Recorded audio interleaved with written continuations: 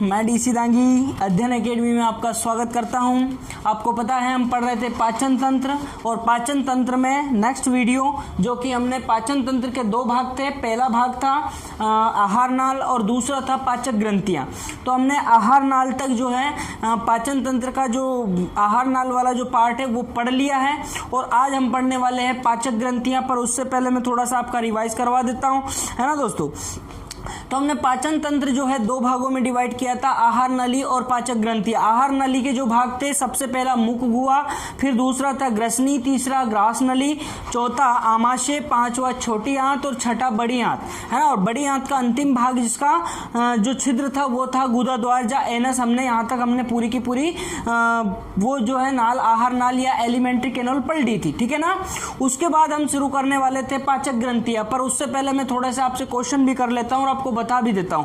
हमने मुख गुहा या बक्कल कैविटी की बात करें तो उसमें दो चीजें पढ़ी थी, एक पढ़ी थी जीभ और एक पढ़े थे दांत। दांत की बात करें तो हमने एक क्वेश्चन भी मैंने आपसे पूछा था कि शरीर का सबसे कठोरतम भाग कौन सा होता है, तो मैंने आपको आंसर दिया था दांत का इनेमल। क्या दिया था? दांत का इनेमल हमारे शरीर का सबसे कठोरतम भाग है। कुछ लोगों के क्वेश्चंस आए थे, इसमें डाउट आए थे कि सर हड्डियां सबसे मजबूत होती है, दांत का इनेमल कैसे हुआ। तो मैंने आपको बताया था कि कुछ आप लोगों को पता हो तो कुछ हड्डियों को हम दांतों से चबा सकते हैं। अब मैं आपको बताना नहीं चाहूंगा, लेकिन आप समझ गए होंगे, है ना। तो कुछ हड्डियां ऐसी भी होती है जिन्हें लोग है ना दांतों से चबा जाते हैं। इसका मतलब क्या खड़ा हुआ, तो हमारे शरीर का कठोर भाग हुआ दांत का इनेमल। दूसरी बात करें हम तो दांत जो है वो कितने प्रकार के बताए थे? 4 प्रकार के। बच्चों के दांत कितने बताए थे? 20। दूध के दांत कितने? 20। अस्थायी दांत कितने? 20। स्थायी दांतों की संख्या कितनी बताई थी? 32। कितनी बताई थी? 32। दंत सूत्र भी मैंने आपको बताया था 2102 बच्चों का होता है और 2123 हमारा होता है ना दोस्तों। फिर मैंने आपको जीभ को भी बताया था, संवेदी अंग 3 भागों में डिवाइड है। फिर मैंने आपको ग्रसनी का बताया था कि 12.5 सेंटीमीटर जो होती है ये ग्रसनी होती है ना। और इसमें एक एपिग्लोटिस नाम का ढक्कन पाया जाता है जो दोनों श्वास नली और आहार नली को एक दूसरे से अलग करता है। उसके बाद मैंने आपको बताया था ग्रास नली की, ये लगभग 25 सेंटीमीटर एक नलिका होती है जिसमें भोजन जो है क्रमानुकुंचन गति से नीचे की ओर जाता है ना, ऐसे लहराते हुए। क्योंकि कोई हम पानी नहीं पीते, हर एक निवाले के बाद पानी थोड़ी पीते हैं। हाँ, पानी में लार, अपने भोजन में लार मिलती है, और लार मिलने के बाद हमारी आहार नली जो है उसमें ऐसे संकुचन पैदा होता है ना। तो इस तरह की मूवमेंट होती है, इस तरह की जो गति होती है उससे हमारा भोजन नीचे खिसक जाता है। आमाशय में जाने के बाद भोजन लगभग 3 से 4 घंटे रुकता है। कितने रुकता है? 3 से 4 घंटे रुकता है। और उसमें पाचन क्रिया पाचन की जो क्रिया होती है वो होती है, मैक्सिमम जो पाचन होता है वहां पर होता है प्रोटीन का, है ना। और प्रोटीन का पाचन क्यों होता है? क्योंकि जठर ग्रंथियों से वहां जठर रस निकलता है और जठर रस में एंजाइम पाए जाते हैं जो प्रोटीन का पाचन करते हैं। फिर हम उससे नीचे चलते हैं। जब हम नीचे गए तो आ जाता है आमाशय जो है। आमाशय की बात करें तो वो 3 भागों में डिवाइड होता है। एक होता है कार्डियक, फंडिक, पाइलोरिक, 3 भाग होते हैं। छोटी आंत और बड़ी आंत को जोड़ने वाला जो भाग होता है वो कहलाता है हमारा पाइलोरिक छिद्र। कौन सा वाल्व कहलाता है? पाइलोरिक वाल्व या पाइलोरिक छिद्र कहो, ठीक है दोस्तों। आमाशय के बाद में छोटी आंत में जब भोजन जाता है तो वहां पे ये यकृत से निकला हुआ पित्तरस जो कि पित्ताशय में इकट्ठा होता है और वहां से आ जाता है छोटी आंत में। और बड़ी आंत से भी लगभग जो अग्नाशय ग्रंथि से भी अग्नाशय रस जो है वो भी और पित्तरस भी दोनों मिलकर कहाँ छोटी आंत का डियोडेनम नाम के भाग में खुल जाते हैं। अब जब रस दोनों ग्रंथियों से, बड़ी शरीर की बड़ी ग्रंथियां हैं दोनों, उनसे जो रस आता है वो छोटी आंत में आएगा। तो छोटी आंत में ही सबसे ज्यादा पाचन की क्रिया होगी और सबसे ज्यादा अवशोषण भी छोटी आंत में होगा। मैंने आपको ये बता दिया था पहले, है ना दोस्तों। और आपके उसके बाद अगर हम बात करें तो पचा हुआ भोजन जो है छोटी आंत में पाई जाने वाली विलाई के द्वारा अवशोषित कर लिया जाता है और वेस्ट जो मटेरियल रहता है, कह सकते हैं अपचित भोजन, वो बड़ी आंत में चला जाता है। बड़ी आंत में जाने के बाद उसमें जो जल होता है उस जल का क्या हो जाता है? अवशोषण हो जाता है बड़ी आंत में। और बचा खुचा मटेरियल जो होता है उसे ई कोलाई नाम का जीवाणु जो बड़ी आंत में पाया जाता है, ई कोलाई नाम का जो जीवाणु होता है जो बड़ी आंत में पाया जाता है वो उसे मल में बदल देता है अपचित भोजन को। और अपचित भोजन मलाशय में जाके इकट्ठा हो जाता है और गुदा द्वार द्वारा उसे बाहर कर दिया जाता है। ये तो मैंने पाचन तंत्र में जो आहार नली थी उसमें होने वाली क्रिया और उसके क्रिया के साथ साथ वो आहार नली जो है उसकी संरचना सहित आपके सामने वर्णन किया है। लेकिन अब हम उसमें जो पाए जाने पाचन तंत्र में जो पाचक ग्रंथियां भाग लेती है पाचन की क्रिया में, उनसे जो पाचक रस स्रावित होता है उन ग्रंथियों के बारे में हम बात करेंगे। तो पाचन तंत्र का दूसरा भाग जिन्हें हम बोलते हैं पाचक ग्रंथियां। क्या बोलते हैं दोस्तों? पाचक ग्रंथियां। आ रही बात समझ में? या इन्हें डाइजेस्टिव ग्लैंड्स भी कह सकते हो आप। क्या कह सकते हो? पाचक ग्रंथियां या डाइजेस्टिव ग्लैंड्स, है ना दोस्तों। तो मैं आपकी जानकारी के लिए बता देता हूं एक्चुअल में ग्रंथियां किसे कहते हैं। मैंने आपसे पूछा है कि एक्चुअल में ग्रंथियां कहते किसे हैं? किसे कहते हैं आप ग्रंथियां? सर ऐसी होंगी, वैसी होंगी, कैसी होंगी? आप किसे ग्रंथियां कहते हो आपकी लैंग्वेज में? तो मैं आपकी लैंग्वेज में ही आपको बता देता हूं, क्योंकि मुझे पता है आपके दिमाग में, कुछ लोगों के दिमाग में तो डाउट आए होंगे कि क्या होती है। कुछ लोगों को पता होगा पर वो बता नहीं पा रहे होंगे। तो कमेंट करके बता देना, मैं समझ जाऊंगा कि आपने आंसर दिया है ना।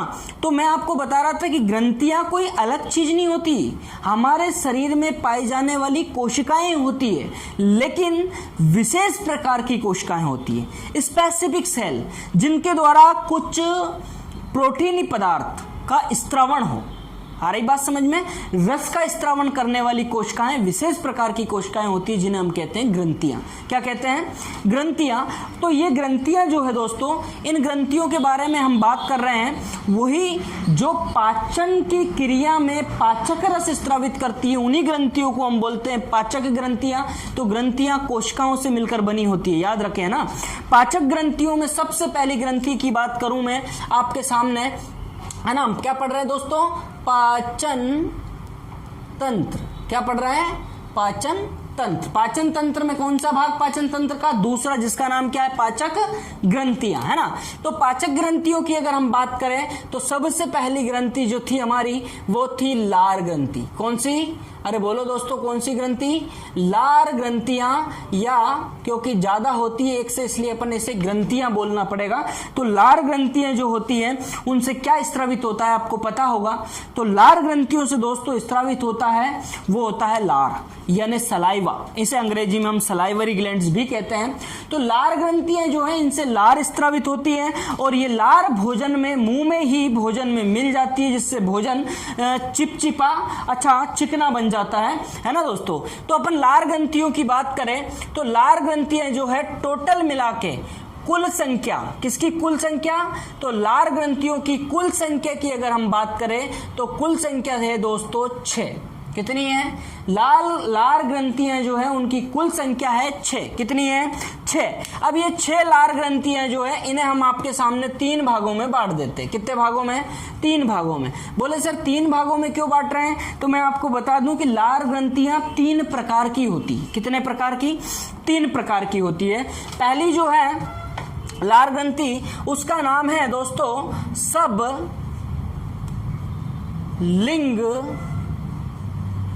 लिंगुअल।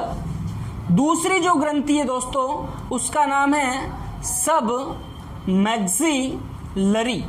क्या नाम है दोस्तों? सब मैक्सिलरी। और तीसरी जो ग्रंथि है दोस्तों उसका नाम है पैरोटिड। क्या नाम है दोस्तों? पैरोटिड। बात समझ में आ रही? सब लिंगुअल, सब मैक्सिलरी और पैरोटिड, टोटल मिला के लार ग्रंथियों की संख्या 6 थी। वो कितने प्रकार की हुई? 3 प्रकार की।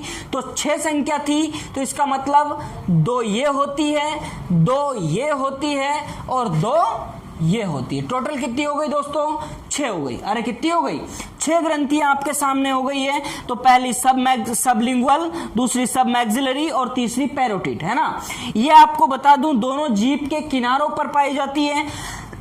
ये जीभ के नीचे वाले हिस्से पे पाई जाती है और ये कान के ऊपर वाले हिस्से पर पाई जाती है। इस तरह से टोटल मिला के लार ग्रंथियों की संख्या हो गई दोस्तों 6, है ना। और 3 प्रकार की हो गई। ठीक है ना, यहां तक समझ में आया? बिल्कुल आया होगा। आगे अगर हम देखें तो आगे बढ़ते हैं अपन। लार ग्रंथियों की संख्या की बात हो गई। अब बात करते हैं स्त्रावित लार की। तो दोस्तों यहां से अपन बात करें कि लार ग्रंथियों से जो स्त्रावण होता है वो किसका होता है? लार का। किसका स्त्रावण होता है? लार का स्त्रावण होता है। तो जो लार का स्त्रावण होता है उसका पीएच होता है दोस्तों लार का लगभग 6.8। कितना होता है? लगभग 6.8 या 6 से 7 के लगभग लार का पीएच होता है। कितना होता है? 6 से 7 के बीच में, या 6.8 कह सकते हो। ये लार का पीएच होता है, हल्की सी अम्लीय होती है ना। क्या होती है? हल्की सी अम्लीय होती है। आगे बढ़े तो लार का पीएच हो गया। मैं अब आप लोगों के सामने थोड़ा सा क्या करूंगा, ये मिटा के और आगे इतना सा बढ़ाने चाहूंगा। ये हो गई ग्रंथियां, हटा देता हूं। अब मैं आपके सामने लार प्रस्तुत करने वाला हूं, है ना दोस्तों। तो आप 2 मिनट रुके।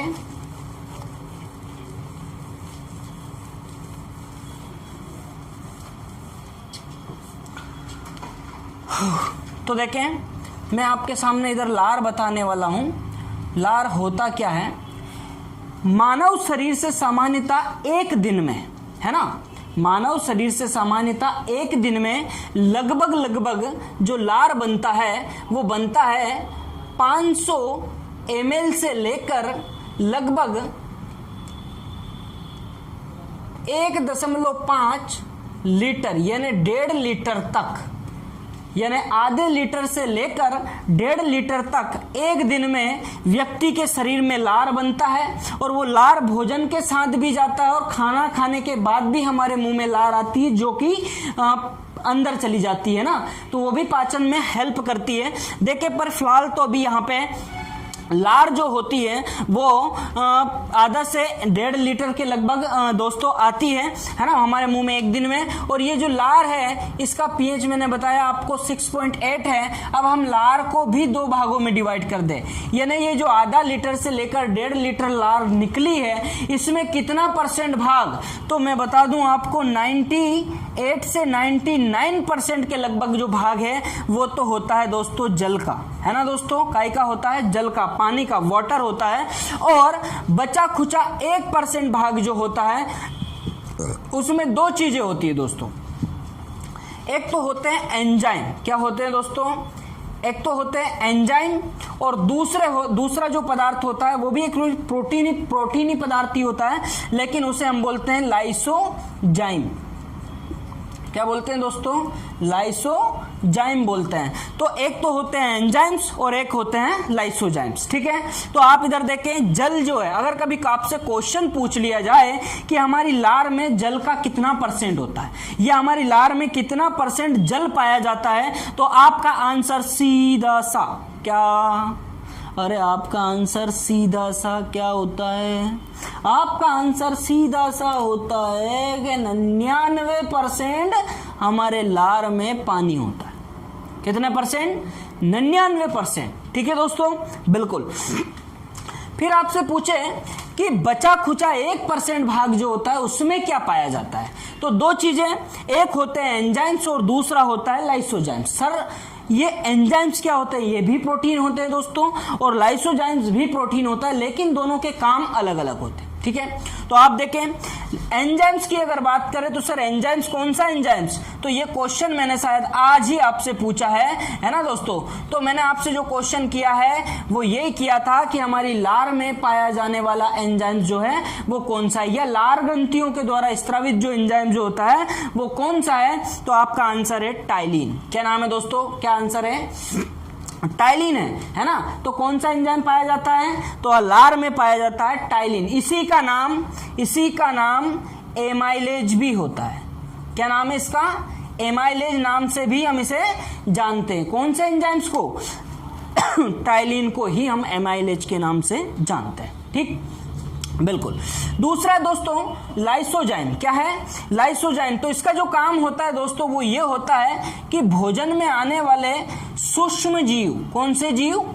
सूक्ष्म जीव जो हानिकारक होते हैं, सूक्ष्म जीव हानिकारक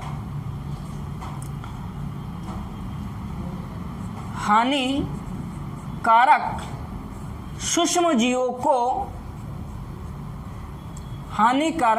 जीवों को नष्ट करता है। क्या करता है दोस्तों? नष्ट करता है। कौन करता है? नष्ट।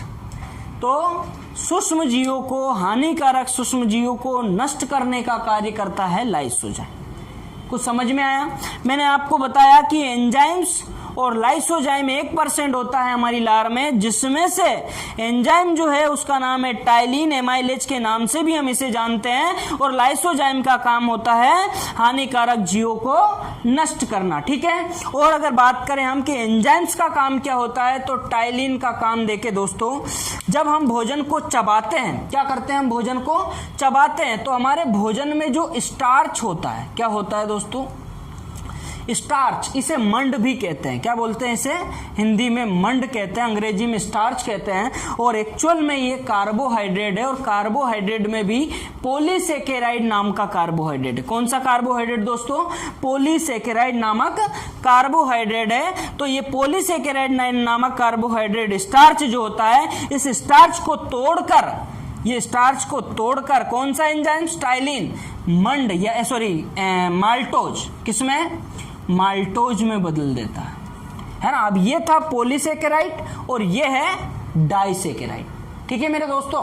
तो देखें, स्टार्च को माल्टोज में बदलने का काम करता है टाइलिन। क्या काम हुआ? टाइलिन का काम क्या हुआ? तो टाइलिन का काम हुआ स्टार्च को माल्टोज में बदलना। ठीक, बिल्कुल, ये है इसका काम टाइलिन का। ठीक है।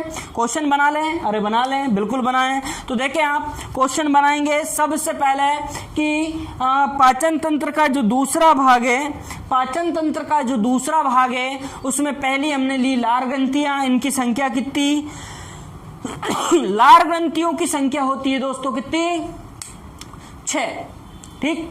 फिर क्वेश्चन पूछ लिया जाए कि हमारी जो लार निकलती है, उस लार का पीएच कितना होता है? तो लार का पीएच होता है 6.8। एक्यूरेट आंसर है। कभी कभी लगभग में भी आ जाए तो आप देख लेना, 6 से 7 के बीच में। ठीक। नेक्स्ट, हमारे एक व्यक्ति सामान्यता अगर देखा जाए, एक व्यक्ति सामान्यता कितनी लार का स्रावन कर सकता है एक दिन में? तो आपका आंसर रहेगा आधे लीटर से लेकर 1.5 लीटर के बीच में। ठीक।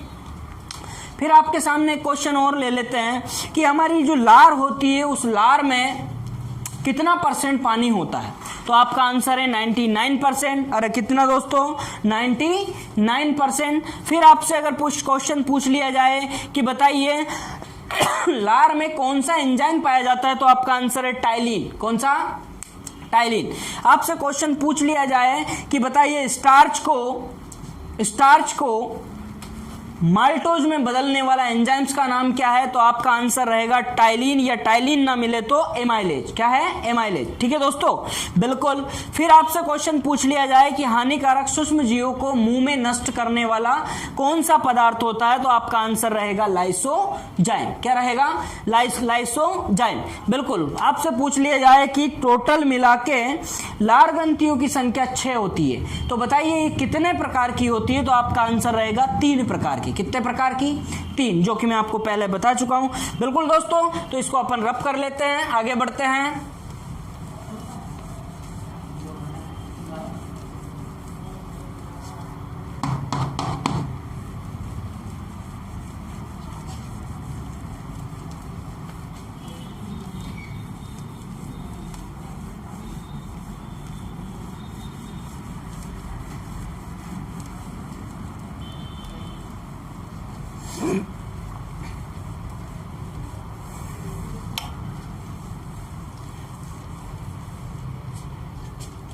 आगे देखें, दूसरी लार ग्रंथि की बात करें हम, तो दूसरी लार ग्रंथि हमारी आमाशय में पाई जाने वाली ग्रंथियों को बोलते हैं हम जठर ग्रंथियां। क्या बोलते हैं दोस्तों? जठर ग्रंथियां जो है, जठर ग्रंथियों को हम अंग्रेजी में गैस्ट्रिक ग्लैंड भी कहते हैं। क्या कहते हैं दोस्तों? गैस्ट्रिक ग्लैंड, या जठर ग्रंथियां बोलो, या गैस्ट्रिक ग्लैंड्स। ठीक है दोस्तों, या तो इन्हें गैस्ट्रिक ग्लैंड्स बोलो या बोलो इन्हें जठर ग्रंथियां। ठीक है। तो जठर ग्रंथियों की अगर हम बात करें, तो जठर ग्रंथियां जो है कैसे बनी होती है? कोशिकाओं से। कैसे बनी होती है?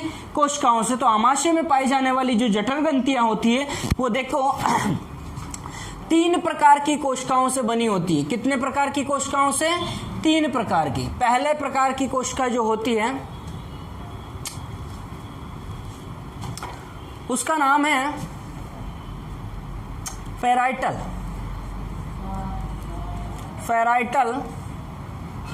पेराइटल कोशिका। कौन सी कोशिका दोस्तों? पेराइटल कोशिका।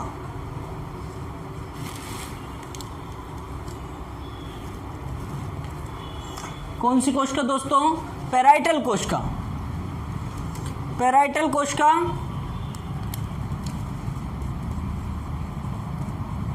और दूसरी कोशिका का नाम है मुख्य कोशिका। दूसरी कोशिका का नाम है मुख्य कोशिका है।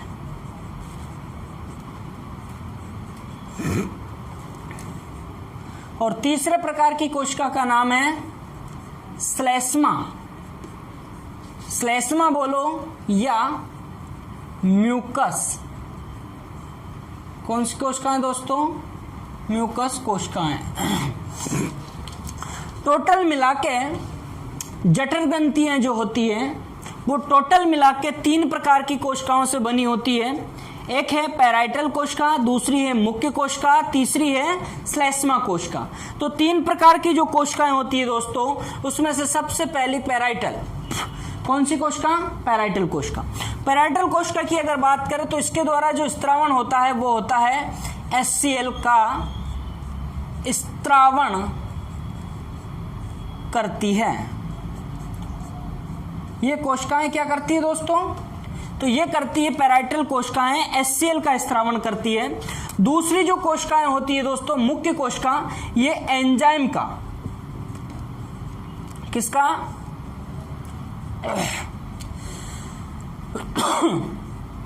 एंजाइम का स्त्रावण करती है। और ये जो म्यूकस कोशिका है, ये म्यूकस या चिपचिपा द्रव होता है श्लेष्मा का स्त्रावण करती है। देखिए आप, मैंने आपके सामने रखा है कि पेराइटल या वेराइटल भी कभी कभी आ जाता है लिखा हुआ। तो वेराइटल या पेराइटल जो है HCl का स्त्रावण कर रही है, मुख्य कोशिकाएं एंजाइम का स्त्रावण कर रही है, और श्लेष्मा कोशिका किसका स्त्रावण कर रही है? तो श्लेष्मा कोशिका म्यूकस का स्त्रावण कर रही है। तो ये पेराइटल जो है HCl जो है, इसके कार्य मैं आपको बताता हूं, है ना दोस्तों। तो HCl का पहला कार्य, सबसे मेन कार्य HCl का क्या होता है? सूक्ष्म जीव, हानिकारक सूक्ष्म जीव जो होते हैं उनको नष्ट करना, है ना। हानिकारक सूक्ष्म जीवों को नष्ट करना HCl का पहला कार्य, सबसे इंपॉर्टेंट। और दूसरा कार्य कि जो एंजाइम्स स्रावित होते हैं, एंजाइम को सक्रिय यानी एक्टिव करना। जो स्रावित इन कोशिकाओं से एंजाइम्स स्रावित होते हैं, उन एंजाइम्स को सक्रिय करने का काम भी HCl का होता है, ठीक है। और तीसरा कार्य जो HCl का होता है वो होता है भोजन को, किसको दोस्तों? भोजन को अम्लीय बनाता है। क्या बनाता है? भोजन को अम्लीय बनाने का कार्य भी कौन करता है? तो भोजन को अम्लीय बनाने का कार्य भी दोस्तों HCl ही करता है ना। आपको मैं बता दूं, HCl जो होता है इतना डेंजरस होता है कि ये कभी कभी एसिडिटी, अल्सर वगैरह को भी क्रिएट कर देता है हमारी बॉडी में, है ना। HCl का स्त्रावण जब होता है तो भोजन जो है उसमें आने वाले जो हानिकारक पदार्थ होते हैं उनको नष्ट कर लेता है। अब बात करें मुख्य कोशिकाओं से स्रावित एंजाइम जो है उनके नाम क्या है? तो 2 एंजाइम्स का स्त्रावण करती है कोशिकाएं, चिप सेल कहते हैं इसको। तो चिप सेल या मुख्य कोशिकाएं का जो स्त्रावण करती है वो करती है एक तो रेनिन नाम के एंजाइम्स का। कौन सा एंजाइम्स? रेनिन। और ये रेनिन नाम का जो एंजाइम्स है दोस्तों, इसका काम होता है प्रोटीन का पाचन। लेकिन कौन सा प्रोटीन? दूध में पाया जाने वाला कैसीन प्रोटीन, दूध में पाया जाने वाला कैसीन प्रोटीन जो होता है उसे पचाने का काम करता है रेनिन। और दूसरा एंजाइम्स का जो नाम है वो है दोस्तों पेप्सिन। क्या नाम है? पेप्सिन। तो पेप्सिन का स्त्रावण भी हमारी मुख्य कोशिकाएं ही करती है और ये मुख्य कोशिका के द्वारा ही पेप्सिन का स्त्रावण होता है और वो जो पेप्सिन है वो भी प्रोटीन का पाचन करता है। और लास्ट में आते हैं हम म्यूकस पर। तो ये म्यूकस जो है भोजन को नम बनाता है और एक म्यूकस मेम्ब्रेन का निर्माण करता है जिससे हमारी आहार नली जो है वो इस HCl के घातक प्रहार से बच सके। ठीक है, तो इस तरह से म्यूकस, एंजाइम्स और HCl ये तीनों जब मिल जाते हैं तीनों, तो जठर रस, कौन सा रस दोस्तों? जठर रस का निर्माण होता है। जठर रस का निर्माण इन तीनों को मिलाकर ही होता है जिसे हम जठर ग्रंथियों से स्रावित रस कहते हैं। और उन तीनों प्रकार का जो ये मटेरियल है ये निकालने वाली ये तीनों प्रकार की कोशिकाएं कहलाती है। ठीक है, 3 प्रकार की कोशिकाएं कहलाती है ना दोस्तों। तो आपको मैं बता दूं, आगे देखते हैं अपन। जठर ग्रंथि आपके सामने हो गई है। इसके पहले मैंने आपको एक और क्या पढ़ा दिया? सलाइवरी ग्लैंड यानी लार ग्रंथियां मैंने आपको पढ़ा दी है ना दोस्तों। अब आगे बढ़ते हैं, अपन इसे रब कर लेते हैं थोड़ा सा, है ना। देखते हैं,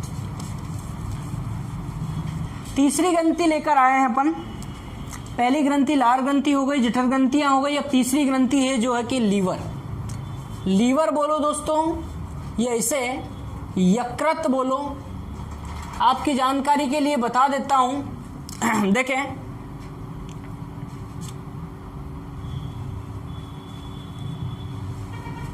ये इस तरह की दिखने वाली संरचना जिसे हम यकृत या लीवर कहते हैं और कुछ लोग अपनी अपनी लैंग्वेज में इसे जिगर भी कहते हैं। ठीक है दोस्तों, तो जिसे कहते हैं ना कि जिगर, ये वही जिगर है। इसे हम लीवर कहते हैं, यकृत कहते हैं। आपकी जानकारी के लिए बता देता हूं, लीवर लगभग 2 भागों में बटा होता है। कितने भागों में? 2 भागों में बटा होता है और इससे पित्तरस का निर्माण होता है। किसका? पित्तरस का। जो पित्तरस एक इसी के पास स्थित एक थैलीदार जो रचना होती है, उस थैलीदार रचना में खुलता है जिसका नाम है पित्ताशय। क्या नाम है दोस्तों? पित्ताशय, है ना। जिसमें ये श्या लगा होता है ना, उसका मतलब समझ लो कि वो उस चीज को ग्रहण करता है, मतलब रखता है, इकट्ठा करता है, संग्रह करता है ना। जैसे मूत्राशय मूत्र को इकट्ठा करता है, मलाशय मल को इकट्ठा करता है और इधर पित्ताशय ये पित्त रस को इकट्ठा करता है। ठीक है, बिल्कुल। नेक्स्ट बात करें इसकी, तो ये हो गया हमारा यकृत, है ना दोस्तों। यकृत बोलो या लीवर बोलो। मानव शरीर की सबसे बड़ी ग्रंथि, क्या बोला मैंने? मानव शरीर की सबसे बड़ी ग्रंथि कौन सी कहलाती है दोस्तों? यकृत। तो मैं आपके सामने लिख देता हूं, सबसे बड़ी ग्रंथि, है ना दोस्तों, क्या है? यकृत। मानव शरीर की सबसे बड़ी ग्रंथि यकृत। लेकिन ध्यान रखें, ऑप्शन को देखकर ही आंसर लगाएं। कभी कभी क्वेश्चन इस तरह से आता है कि मानव शरीर का सबसे बड़ा अंग कौन सा है, और आप उसमें देखोगे लीवर और बस लगा दिया। पर उसमें देखना है कि लीवर को छोड़कर दूसरे किसी ऑप्शन में त्वचा तो नहीं है, स्किन, क्योंकि मानव शरीर का सबसे बड़ा अंग होता है दोस्तों स्किन यानी त्वचा। और ग्रंथि की बात करें तो कौन सी होती है? यकृत। और ये मानव शरीर की सबसे बड़ी बाह्यस्रावी ग्रंथि भी कहलाती है। क्या कहलाती है दोस्तों? मानव शरीर की सबसे बड़ी बाह्यस्रावी ग्रंथि भी हम किसे कहते हैं? यकृत को ही कहते हैं। बिल्कुल, एंजाइम बनाती है। नेक्स्ट अगर बात करें तो रीजनरेशन, क्या बोला मैंने?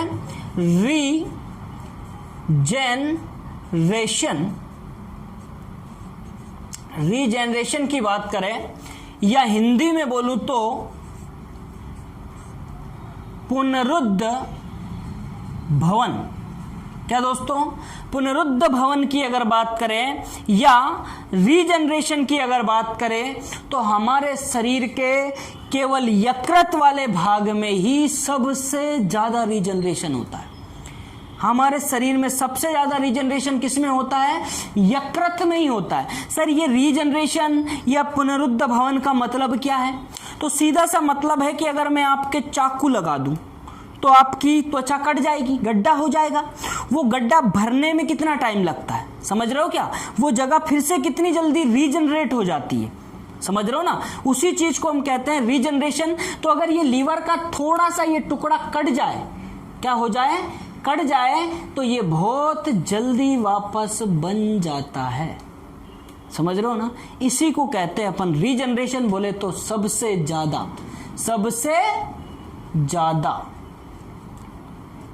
ज्यादा किसमें होती है? तो सबसे ज्यादा होती है दोस्तों रीजनरेशन की क्रिया लीवर। अब बात आती है सर कितनी बड़ी ग्रंथि है ये? तो आपकी जानकारी के लिए बता दूं कि लगभग इसका वजन 1.5 से 2 केजी या किलोग्राम होता है। कितनी होती है ये? यानी 1.5 से 2 किलोग्राम होती है ना? यानी एक छोटा वाला मुर्गा, समझ रहे हो बात कि नहीं आ रहा है समझ में? मतलब 1.5 से 2 किलो मांस की ग्रंथि है ये हमारे शरीर की। लेकिन कभी कभी ऐसे नहीं पूछता, वजन में नहीं पूछता, क्या करता है वो? परसेंट में पूछ लेता है।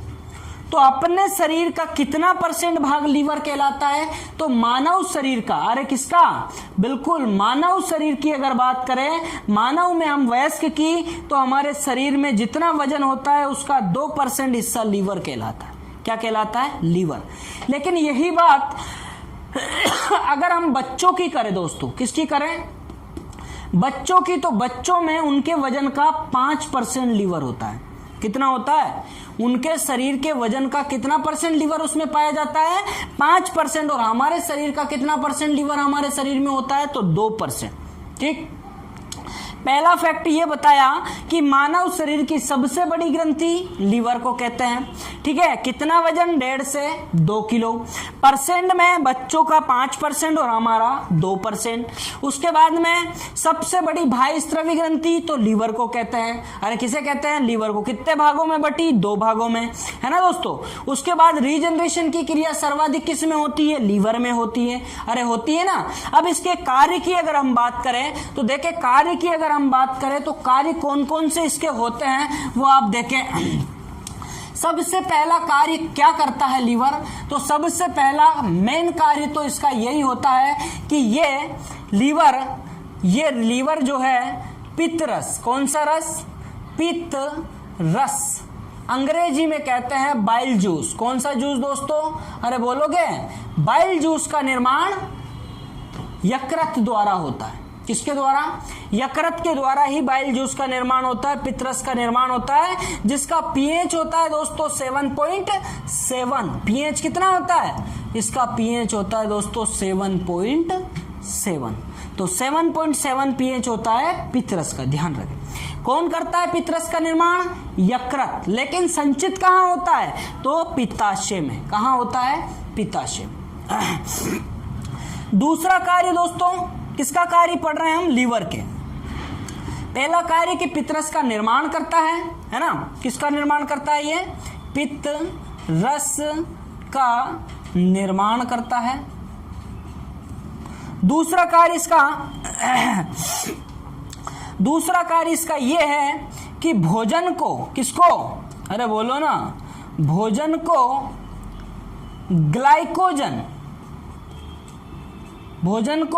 ग्लाइकोजन के रूप में संचित करता है। किस रूप में संचित करता है? तो फूड मटेरियल जो होता है उसको in the form of glycogen, है ना? स्टोर किस रूप में करता है? In the form of glycogen. Glycogen के रूप में भोजन को संचित करता है लीवर। तीसरा काम कि हमारे शरीर में पाई जाने वाली हानिकारक जो अमोनिया होती है, नाइट्रोजन युक्त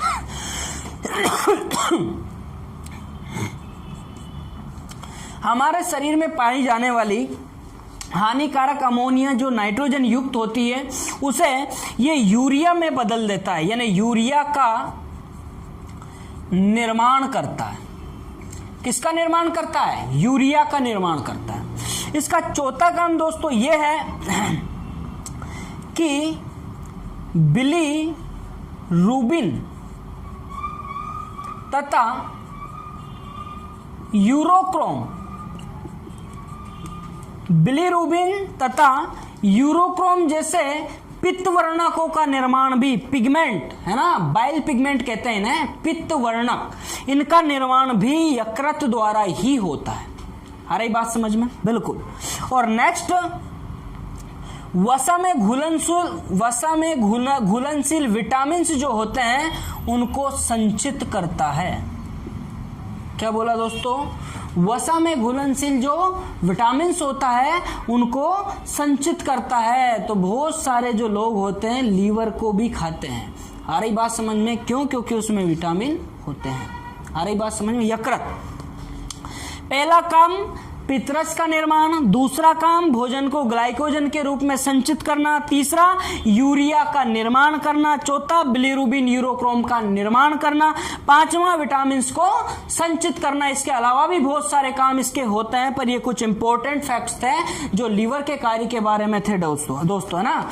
तो ये आपको समझ में आया होगा, है ना। तो मैंने अभी आपको पाचन तंत्र में पाचक ग्रंथियों में 3 ग्रंथियां पढ़ा दी है, 2 ग्रंथियां और बची है, वो मैं नेक्स्ट वीडियो में आपको जरूर पढ़ाऊंगा, है ना दोस्तों। आज के लिए अपन इतना ही रखते हैं दोस्तों। वीडियो को देखें, लाइक करें, शेयर करें, सब्सक्राइब करें और अपने दोस्तों को भी बताएं कि वो भी देखें। जो लोग नहीं देख पा रहे हैं उनको आप एक बार इन्फॉर्म कर देना, क्योंकि मैं बनाने में व्यस्त हूं, है ना। बहुत मेहनत होती है, कितना पसीना हो रहा है आप देख सकते हो ना। तो बिल्कुल आप मेरा थोड़ा सा सहयोग करें। धन्यवाद।